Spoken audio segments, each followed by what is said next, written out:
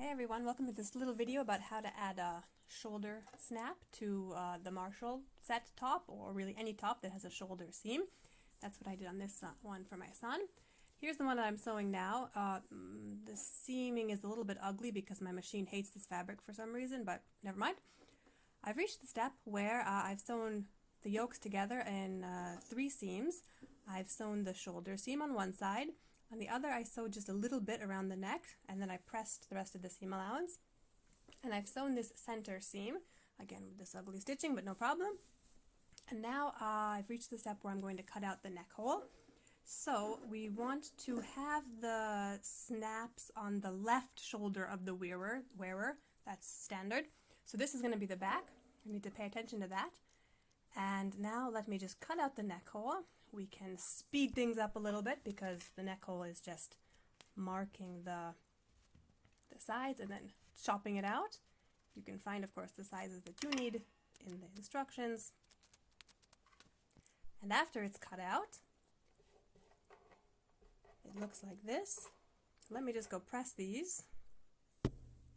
I've pressed these open, and as well I have unpressed the shoulder seams there.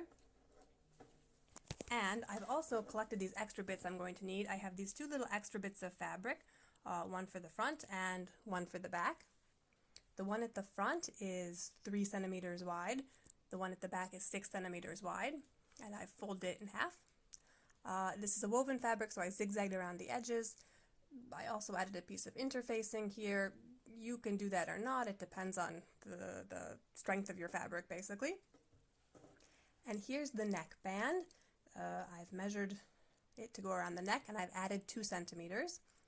The other thing that I've done is I've closed the ends off by just sewing across the end and then turning it right side out and pressing it together.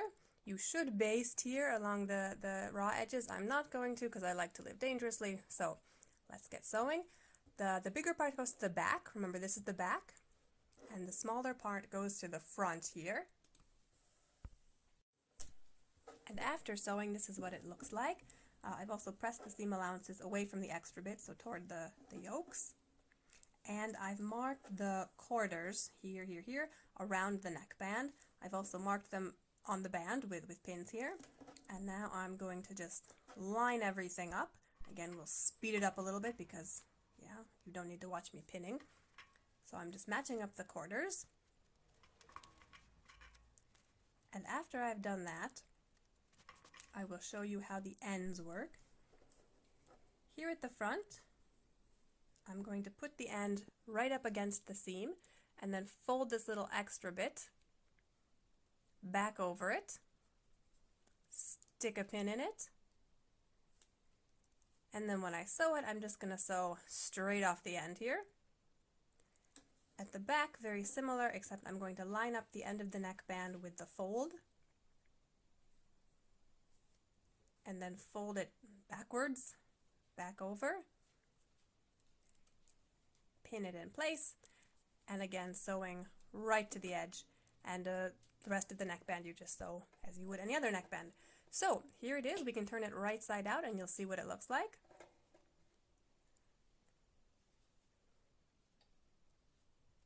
I can pull this out here at the front and at the back similarly. And this looks really nice already. I just need to iron it, of course, and do some top stitching. But as you can see already how it's going to line up with the front overlapping the back like this.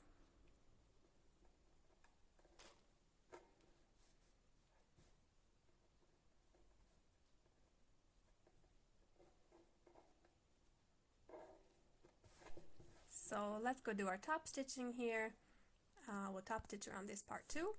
And you can see how this looks now, nice and flat. Front overlaps nicely to the back. If we fold it at the shoulder seams, you can see it really is nice and flat. That's a good looking yoke. And let me just show you how the top stitching goes. I started at the end here, and I went up a little bit into the collar and then back down. That's caught the edge at the back here, so this is sewn down.